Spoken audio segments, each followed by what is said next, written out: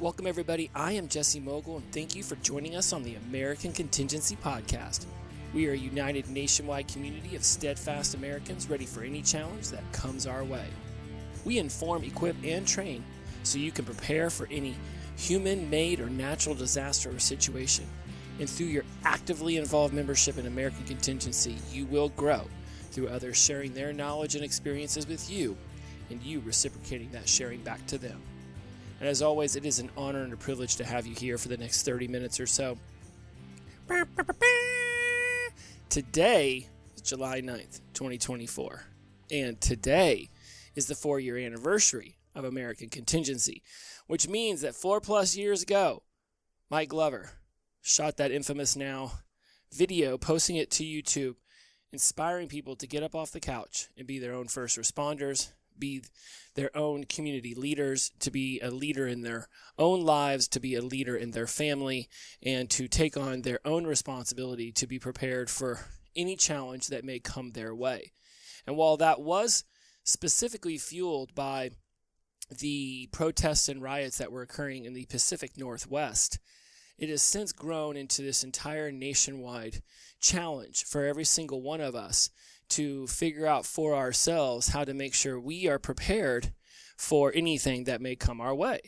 And the beautiful thing about American Contingency is that rather than trying to figure all of this out through a hodgepodge of Google searches and YouTube videos and of the infinite amount of choices you have on places that you can find your information, that we created a community called American Contingency where we gather us all up into the membership site and we help each other figure out what it is that we need to be specifically thinking about within our own regions, our own cities, our own counties, our own towns, parishes, whatever yours is called.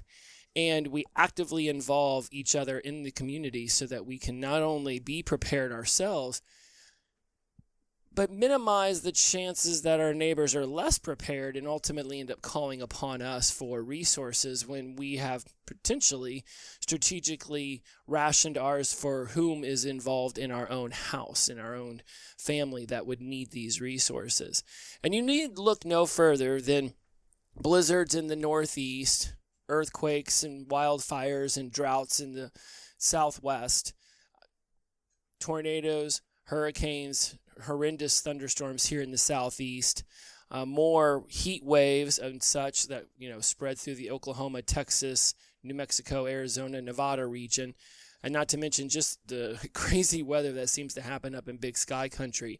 We have a lot of different natural disaster-esque things that can happen in here in the United States of America. We are so many different climates that are all gathered up into one country that we felt it necessary to break us up into 6 different regions in order to make sure that we're focusing on what's pertinent to us within our own region.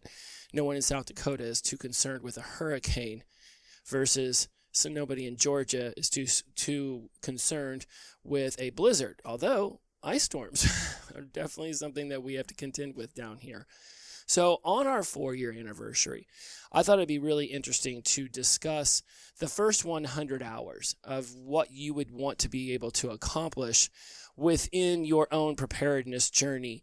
And I'm going to be bringing in a really cool article that was posted over in our admin page. So everybody who is involved with organizing American Contingency and making sure that things run relatively smoothly, we're all in one specific chat forum, and somebody posted this really cool article about men and women and just society in general preparing for any man-made or natural disaster that may come our way. And there was a lot of very interesting statistics, say that 10 times fast, that I found very eye-opening for me to realize that where I may have thought that Gen Xers and baby boomers would have been the ones more prepared than the Zers or the millennials, it actually is flipped. And there's actually quite a lot of them that are the Zers and the millennials that are very focused on making sure they're prepared. And potentially because of what happened with COVID and the toilet paper, short that we all inevitably experienced, grocery store shelves going empty, prices skyrocketing.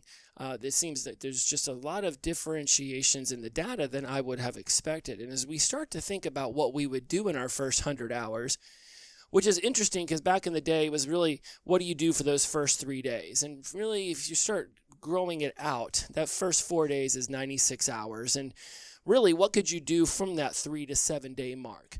Right? Refrigerators might be able to maintain some modicum of coolness in those first 72 hours, especially if you don't open them. Same with freezers. We might be able to elongate that time as long as nobody opens it up. But if you do decide that you're going to open up your refrigerator, well, then especially anything that might be remotely perishable, like milk and eggs and things of that nature, they're gone. And so you might be slamming through some of those perishables right out the gate and be able to maintain your unperishables for a longer period of time. But as the city of Huntsville and the county of Madison discovered back in the early teens, when a tornado ripped through and many people were experiencing no electricity for 7, 14, and longer, in fact, days, that even the most prepared can have their cachet stretched beyond what they think they would reasonably need to have it prepared for. I'm sure anybody who went through Katrina or Andrew or the myriad of hurricanes I could just begin to rattle off, even those in the Northeast, who went through that one that was torrential. How is it I don't remember the name of that hurricane? Let me brain. Sandy. Thank you very much, Hurricane Sandy. That's what pause and Google will help you figure out right in the middle of the show. Hurricane Sandy. I mean, imagine how many of those people in one of those 5 boroughs was not prepared to face on not only torrential downpours and rains and the flooding that came, the loss of trash service, the loss of electricity, the loss of refrigeration, the loss of heating and air, the loss of so many different things that we all, if you've ever gone without electricity for a long period of time, you realize that so much of your life is tied to that current coming through your wall, that ultimately so many of those in the Northeast who faced on Hurricane Sandy were not prepared for that. And even those that are living in small apartments who might think that they don't have enough space to be prepared for those first 100 hours, you could still be building shelves above your door frames, which are very strong and would be able to take on some level of anchoring of wood so that you could put a shelf up there and you could be able to stash some water and some non-perishables and things of that nature. And certainly I have learned here in my office that, you can get risers for desks and furniture and slide some things underneath there. And while that may not look as aesthetically pleasing as you would prefer, if you are dealing with a smaller amount of space and you're looking for ways to be able to contribute to your own personal preparedness and safety in the event of foreseen circumstance like a hurricane or an unforeseen circumstance like a thunderstorm that just goes haywire and next thing you know it floods the entire subway system, you would have the potential to be able to store things that could at least get you through that first 72, 96 and 120 hours. That would get you to 5 days. And I was talking to one of the members up in the Northeast recently, and one of the things that we came from this conversation was that while we are going to be aiming to prepare ourselves for a specific amount of hours, what might come from that preparation, having food and water, having our survival skills, having home renovations that could potentially prepare us, we're ultimately looking to have the sustenance that we need in order to be able to just survive in a relatively comfortable scenario, so that we aren't the first ones in line for American Red Cross and for FEMA and any of the other agencies that swoop in to help out those who need help. Certainly back in the Hurricane Andrew days, there was a lot more resources because we weren't being stretched as thin, but it seems like we're starting to get a lot more weather accumulation, natural disasters, man-made disasters, and so now we're starting to see that our resources get stretched. So where you might have been told with Hurricane Andrew, give us 3 days, we'll be there, Hurricane Katrina was here in week, 2 week, 3 week, 1 month, until people could slide in there with some water bottles and diapers and things that people would find as necessities in life. And so we don't want to be those ones who are first in line. We would definitely want to be able to create a safe space for ourselves and our loved ones that allow us to get through that 100 hours, maybe even the 200-hour mark, so that whenever services do come to town, we're not standing out there in a 12-hour long line waiting for 5 16-ounce water bottles. So as we go through some of these statistics and we think about how we can be most prepared for those 100 hours, one of the things that American Contingency has done so well is we've taken this gauntlet of information, really, because there's just a vast array of it, to the point where it can actually be so overwhelming when you first get into the research on this stuff that your brain can just, in its process of trying to figure out all the different simulations and all the different scenarios that it might need to contend with in the future. I talk about this on my other podcast. We start to create all these little forks in the roads of all these different scenarios. And if we start creating too many forks in the road from where we're currently at, the brain can't handle that many different pathways. And eventually it just sort of collapses all that information on itself. And that's when the overwhelm and the frustration and the confusion about where to start to seep in. And when you catch yourself in sort of that state of paranoia where you're standing still and you're not really sure what to do, you could just ultimately throw your hands up and say, you know what, I'll deal with this next week. Well, we are a very busy society. And next week becomes next month, and next month becomes next season. And before you know it, you're facing down a natural disaster, a weather occurrence, and you're looking around and you're like, well, I guess I got enough water to last me 2 days. I guess I'll be filling up the bathtub now. And filling up a bathtub and filling up all the sinks, and heck, filling up every single glass that you may have in the cabinet is a very strong idea if you don't have your preparations in place. Certainly it would be nice to have your preparations in place and also be filling up your bathtub. Moral of that little 30 seconds, fill up your bathtub with water. Just to be clear, not what I did when I was in college, which was fill it up with ice and a couple kegs and think we're good here. Because I remember the one year where 4 hurricanes hit Florida all within like a 4-month period. And I'm pretty sure it finished up with Hurricane Wilma. We were finding ourselves driving to like Chinese food restaurants after like 2 or 3 days because we had no food in the house, hadn't had electricity for days. And it turns out that beer and cigarettes is actually not a sustainable diet. So don't do what 22-year-old Jesse did. Do what 48-year-old Jesse does. And so let's discuss some of the statistics that I found in this. And I'm going to make sure that this article is linked in the show notes so that you can go and read this up for yourself.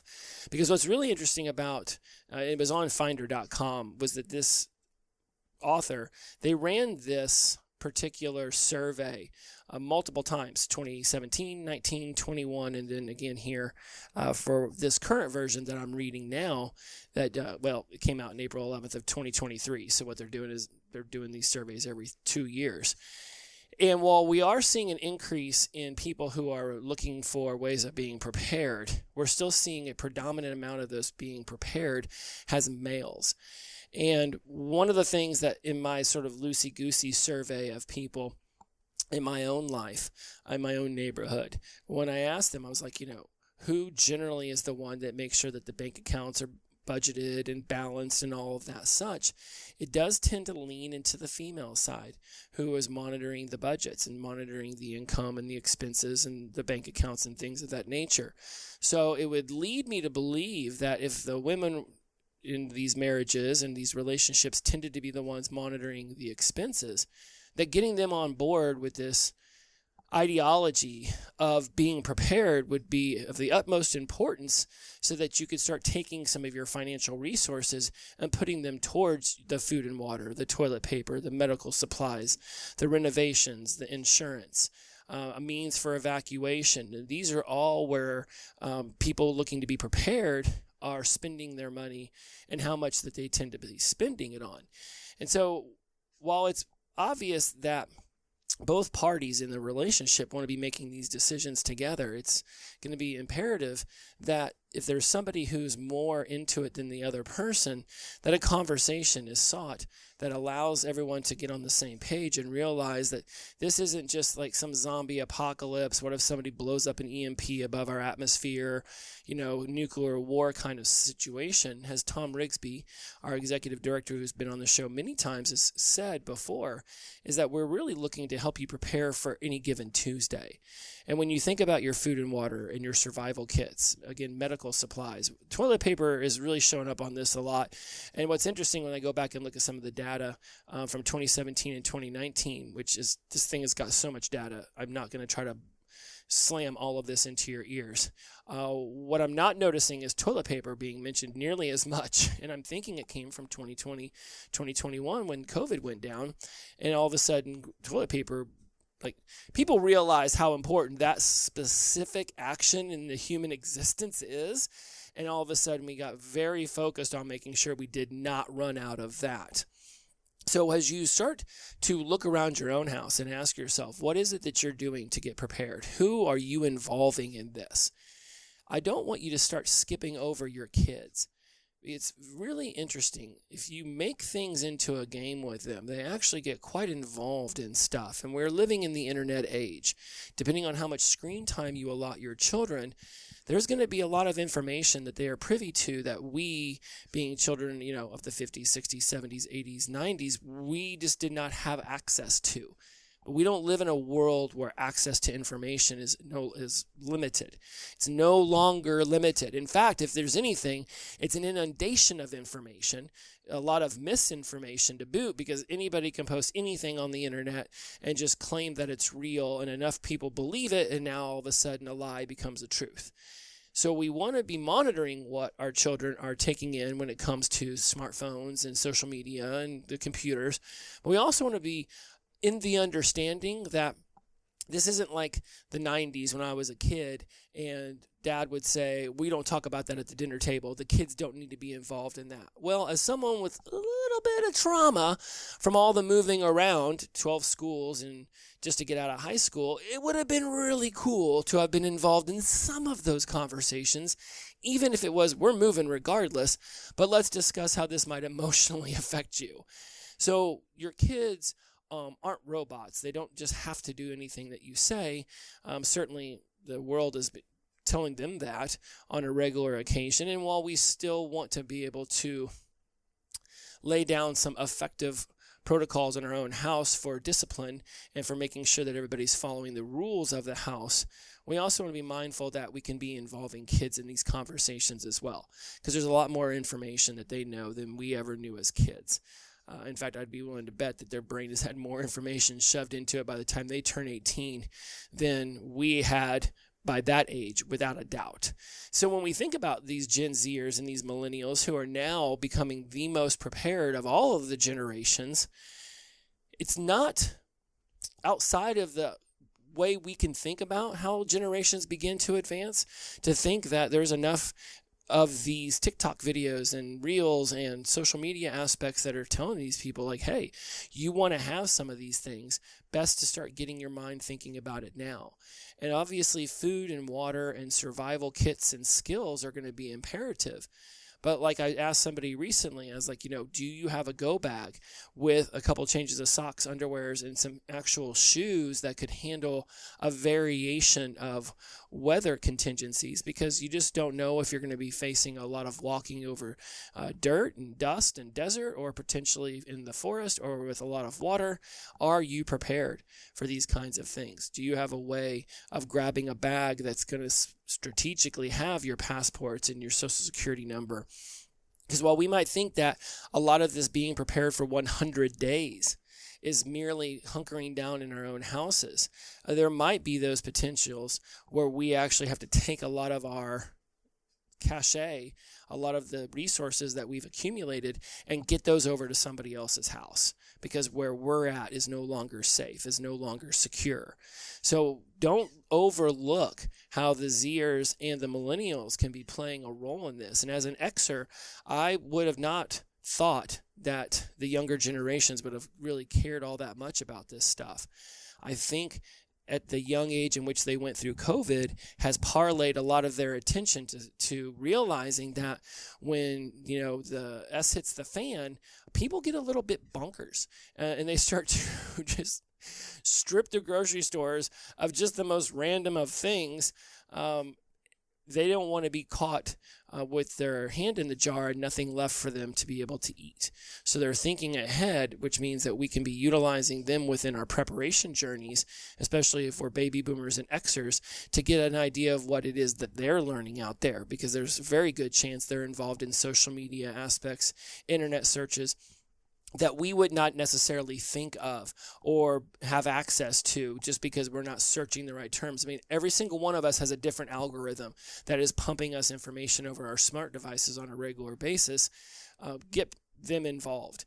What's cool too here is that to notice that the South and the West are of the most prepared. And again, these were surveys where they went through over the course of 2017, 19, 21, 23. And by the time we get to 2023, we notice that the Midwest and the Northeast are both hanging out around 25% of the population preparing. Whereas you look at the South and the West and they're above 1/3. They're in that 31, 32% range. So we're seeing a lot more people in areas where you're going to have extreme droughts and the wildfires and the potentials for earthquakes, along with the South where you're going to be getting tornadoes and flood warnings and hurricanes.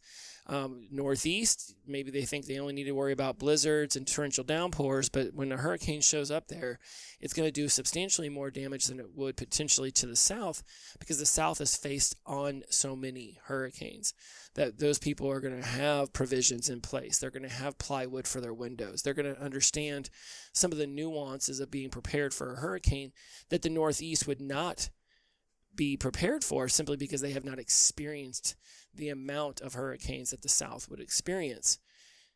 When you start looking at food and water, I'm going to keep rattling these off because I cannot stress enough food and water. You can be in that first 100, 200 hours thinking about how are you going to have a heating source to cook food? How are you going to have a source in your home that can protect your water? Because if you are filling up your bathtub and you don't have one of those cool little bathtub liners, now you're putting water into a bathtub that you probably have not cleaned the bathtub recently. I mean, even if you literally cleaned it and then all of a sudden somebody was like, we must fill up bathtubs with water. Do you really want to drink water straight out of a bathtub, even if you just cleaned it? So best to be thinking about ways that you could boil said water and then boil up enough water and set it aside, and now it can get back to a room temperature, and then there you go. You've got some potable water that you can cook with, or you can simply drink, which I know is important because we need to be drinking a lot of water every day. They say 8-ounce glasses. I myself drink about a gallon of water a day. And of course, you don't need to boil water if you're just going to take it directly from the bathtub to the back of the toilet if your makeup of your home allows you to continue to flush. As long as there's no issues with that kind of wastewater removal from your home, then you're going to need water to put into the back of the toilet so that you are able to flush it. And the bathtub water is a really good resource for that. You do not want to be using your 1 gallon or 3 gallon or 5 gallon plastic bottles and jugs and stuff that you've bought from a big box store that you've been holding off in your garage. You do not want to be using that for the back of your toilet. That would be horrendous. And yes, we can certainly, if, onesies don't get flushed as quickly as twosies do, yes, we can understand the methodology around that. But still, you do not want to be wasting your precious drinking water and cooking water for a toilet. You just want to be thinking ahead on that, and certainly figuring out a way to put a stop into your bathtub so it doesn't slowly leak out all of your water in case you don't have access to water through your home's plumbing is going to be extremely important. Well, when we look at the preparation for 100 to 200 hours, while a lot of people are purchasing supplies, and according to this article, we've got 45% that bought them within the last year, and 27% of American adults, which is 69 million, say they didn't need to hit the stores because their homes already included survival items. This is great. You don't want to be that person running to the grocery store like it's Black Friday at Walmart and there's a TV on sale for $1 and fighting with people over bottles of water. And as Mike Lott jokingly said, do you really want to have the only thing that you get to eat during a natural disaster or occurrence be beans and rice? Because it might be a stinky house and it might be a really horrible diet. So having your comfort foods on hand is something that would certainly benefit everybody who is already in a state of stress and anxiety. And again, I could pour through all of this data that 72% of American adults who are prepping for the end times over the 55% of American adults who started in 2020. So we're already seeing by 2021 and 2023 that there are a lot more people preparing for this stuff, whether it be because of political events, recent natural disasters, because of what COVID showed us that this country could turn into and the way the government could handle that. There's so many variations of factors that are coming into play now as we start to slide right into the midpoint of the 2020s that are changing the way people see their safety, their security, their preparations for all of these unforeseen and many that are quite foreseen. And so do you want to be finding yourself scrambling? And if credit card machines are down, do you have a cash stash available so that you could go to the stores if you do need to buy something? I keep getting these text messages from an organization called For Patriot because I bought some MREs from them, and they're selling this generator. And it's very expensive compared to the amount of money I've got budgeted for that right now.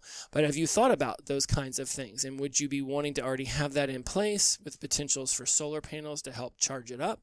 Or are you going to be trying to run to a big box store and get yourself a generator when everybody else is too? And while there are laws around price gouging those who are in desperate need, it does not mean that it still can't potentially happen.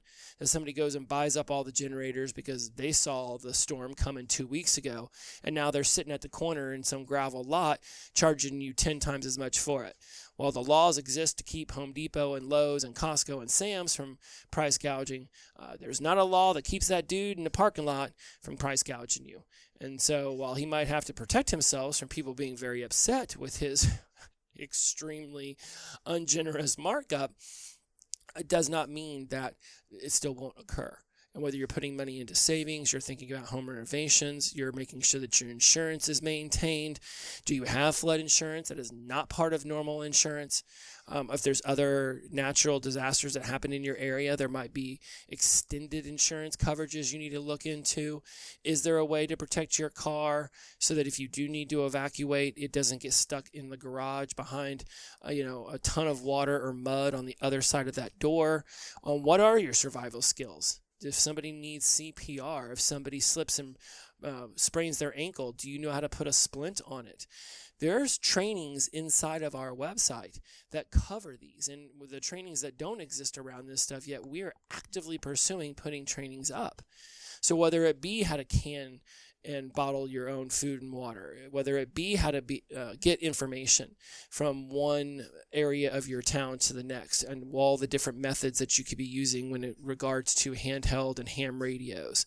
When it comes to the survival skills that can absolutely be taken from the woods and brought into your urban homes, because ways that you would survive overnight out in the woods if it was really hot or really cold, or you didn't have windows or doors that could keep wildlife out.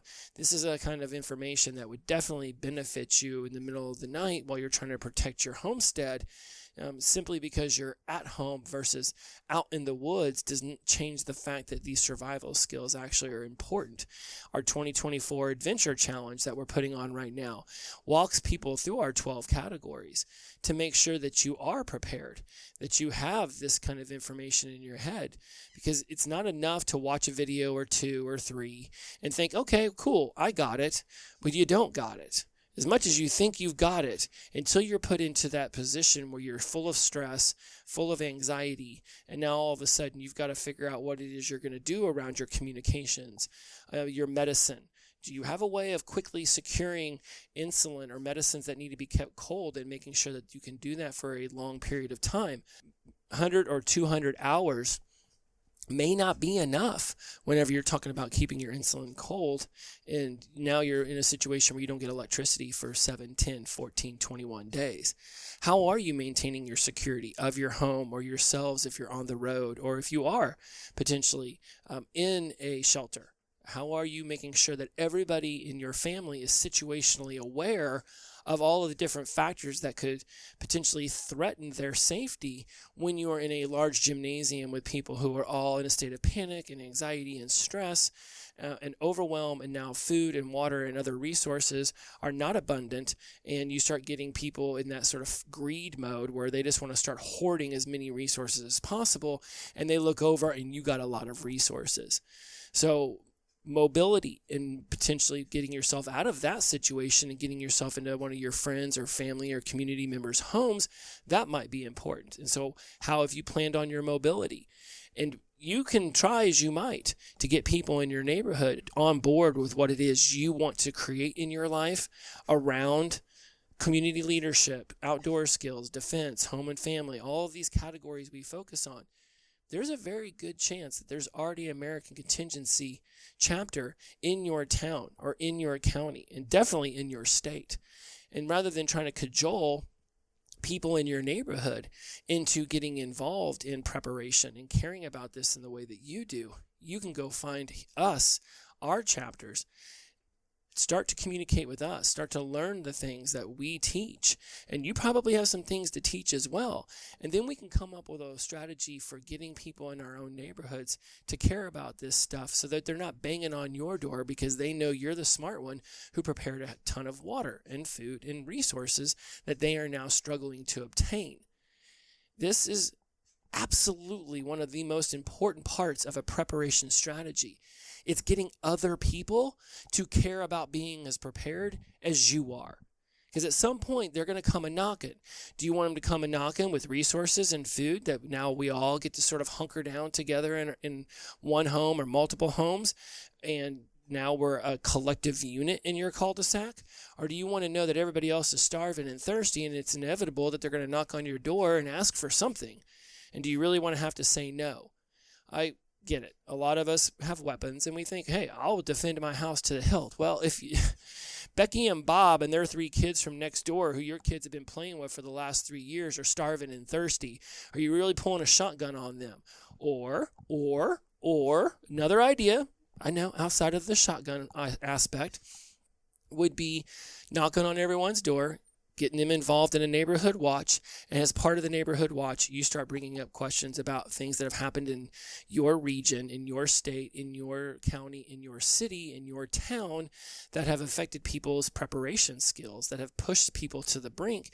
And then you simply say, what, if anything, are you guys preparing for in case we get a flood, we get a hurricane, we get a blizzard, we get an ice storm, and now all of a sudden we're stuck in our cul-de-sac for 2 weeks without the ability to really go anywhere. This literally happened in Madison County last year, where the ice was so bad that people weren't able to leave their houses for 3, 5, some of us 7 days. The roads were so slick with ice that even trying to pull out of our own driveways just kept our wheels spinning. Well, we're prepared. We were prepared for more than 7 days. I had no issues there, although I did realize rather quickly that we could have had more drinkable water because of one of the pipes froze that led to the sink, which is where we take the hose that goes from the sink into the refrigerator, and that's what filters the water. I didn't want to drink that chlorinated, fluoride-tainted water that comes out of the spigot.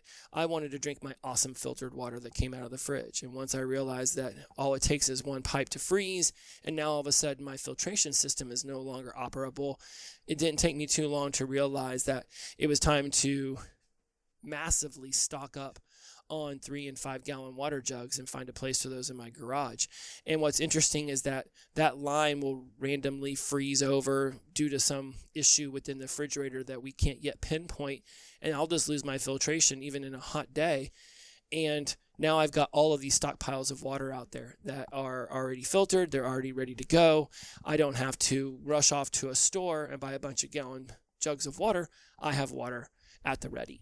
So there's also these opportunities where even when something majorly catastrophizing I'm getting a little on the soapbox here and I'm forgetting the words I want to use. Even when catastrophes aren't rushing down our street, there's still little incidental circumstances that can occur in your house where being prepared will actually pay off rather nicely. And so getting your neighborhood watch, getting people involved in how we're maintaining the safety of our own neighborhoods provides an opportunity for you now to discuss ways that you could further prepare yourselves and your cul-de-sac and your neighborhood street to not need provisions if, heaven forbid, something comes, right? It's interesting that, with Katrina, they went with the yo-yo method, which is that you're on your own. It could be 2 to 4 weeks. Andrew was even 2 weeks at some stretches. When you really want to make sure that you're prepared for 100, 200, 300 and beyond hours, it's going to take a lot more thought, finances, balancing of budgets, and a communication within your family than a 5-minute conversation. And certainly you can go and watch a ton of stuff on YouTube and gather up all the lists in the world. And if you're that proactive, then more power to you. We want you in American Contingency because there's probably some really great things that you could teach, and that would be a membership benefit to so many other people.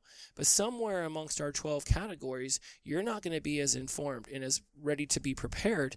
And that is where we can step up and help fill in some of your gaps. 4 years into this journey American Contingency is in, 4 years plus since Mike Glover inspired people to get up off their own damn couches and actually become responsible for themselves. Personal responsibility is not making excuses, blaming others for your lot in life. We're not doing that. We're not blaming, we're not complaining, we're not making excuses. We're looking at what we've got ready for right now, today, and we're saying, where do we want to make it even better? And if we haven't started at all, at least you're now into the contemplation and planning phase. There are people out there who have faced down natural disasters with very few provisions who are still in the pre-contemplation phase. They don't even care what they have in their house. They just go day by day. They eat a majority of their meals at fast food restaurants. And if something goes sideways in their lives, they're not prepared with anything in their house past what they might just randomly pick up for a few days. And if they don't have access to a heating source so that they can cook food, and they don't have access to water, it's not going to be too long until they come knocking on some doors. And do you really want to be the one who has to threaten them to stay away? Because at some point, barring the zombies and the nuclear bombs and the EMP attacks, we're going to go back to regular life. And do you really want to have to look across the street at Bob and Barbara and try to wave at them and they flip you off because you went because they knocked on the door and asked for a bottle of water? Like, it's fun. Maybe it's fun. I just think it's slightly ridiculous to say that I'm going to defend everything with guns when some of the people at my door might be people I absolutely don't want to have to ever pull a gun on. And remember, what's the rule? If you pull a gun, you better be ready to use it. Is that really the kind of situation you want to find whenever people in your neighborhood that you may know and care and potentially love come needing resources? And obviously, if there's the strangers and the Mad Max-esque caravans of marauders looking to come into your home and to take your resources, then yes, you want to be prepared to defend yourself. At the same time, wouldn't it be really cool if there was multiple houses in that cul-de-sac who are ready to defend the entire cul-de-sac, so now you didn't have to do all of this defending of your home and your cul-de-sac on your own? Just throwing it out there that if you're into thinking that you need to defend things, then multiple homes with guns ready to defend is better than just one home with guns ready to defend. So that's all. I mean, there's so many aspects of this that I could pour into, and how it's still imperative that we get men and women on the same page, and whether it's purchasing survival materials and having information and ham radios handy. I could sit here and tell you all the differentiations in spending amongst the generations. What's important to really just take from all of this is that in 4+ years, American Contingency has spent an enormous amount of time gathering up resources and putting them on the membership site, gathering up people, because people are amazingly resilient, and we're also resources for one another. So we have this entire community from nation, from coast to coast and border to border, and even Hawaii and Alaska thrown. Heck, we got people who aren't even in the United States of America involved in this. It is imperative that you think to yourself, what is it worth to be prepared? If I'm looking at all these different ways. That could be taking in information, whether it be social media, mainstream media, non-mainstream media, YouTube and the like, and the Google searches and all that stuff. Or would I rather be able to go straight to a source where there are hundreds and thousands of people who have experience in so many different aspects of being prepared, that instead of just watching a video and then having questions and expecting Google to adequately give me my answers. And if you've ever done one of those Google searches and then seen the number up in the upper left-hand corner that's like one of 1.17 million pages, that is information overload. I would rather just have 5 people who've gone through a hurricane recently that swept away their street to ask them, what are some things you learned from that and what would you do differently now after the disaster? I'd rather be able to talk directly with people. I'd rather be a part of a community rather than just hoping that this World Wide Web is just going to fill in all the gaps in my knowledge. And American Contingency provides that, and we've been providing that for 4+ years now.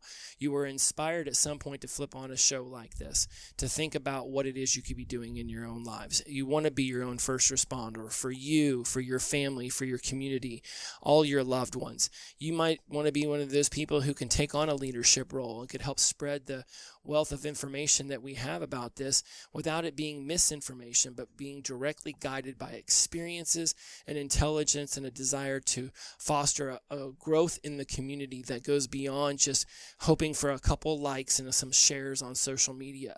This is a real organization with real people seeking to really actually help one another.